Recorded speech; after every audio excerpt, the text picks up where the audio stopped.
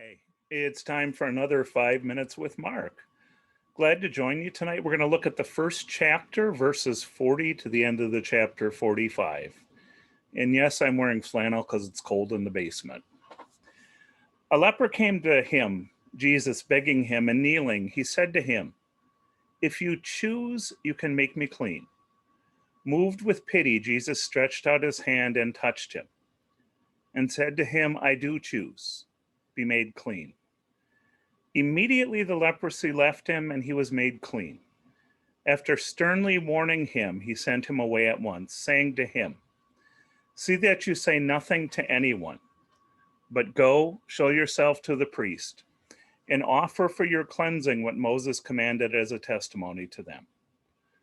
But he went out and began to proclaim it freely and to spread the word, so that Jesus could no longer go into a town openly, but stayed out in the country, and people came to him from every quarter.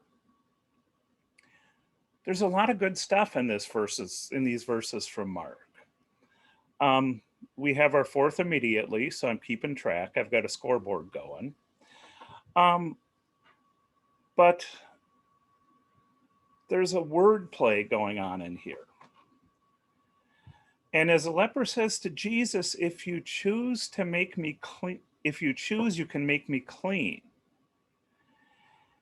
And being made clean in this sense is more than just being healed of the leprosy, because that's one of the meanings of being made clean.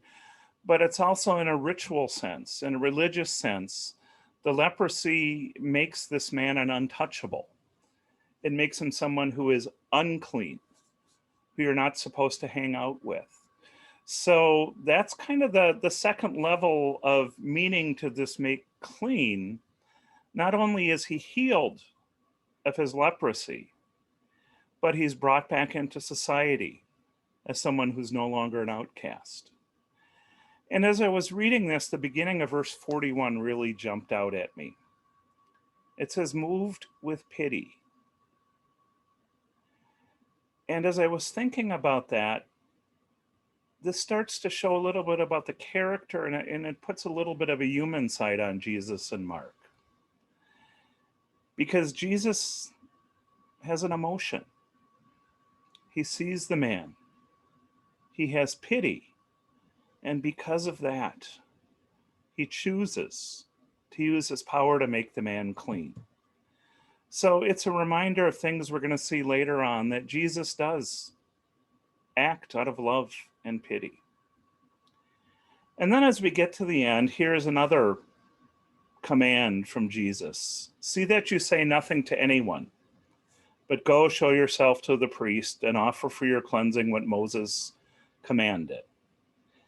So Jesus tells the man directly not to say anything to anyone.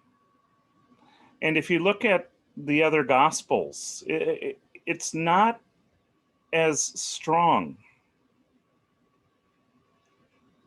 of a proclamation from Jesus. But you see what happens.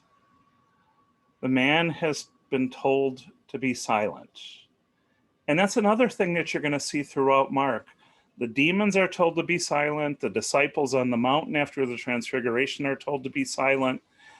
But this man, being told to be silent, decides to go out and spread the word. I mean, think about it. We're talking about this as a book of good news, as the gospel of Jesus Christ. And what better news is there than healing and then taking an outcast from society and making that person whole? And so because that person spread the word, Jesus could no longer go into a town openly, but he stayed in the country and people came to him. It was a time of change in the beginning of the ministry of Jesus. Thank you so much, and we'll see you again.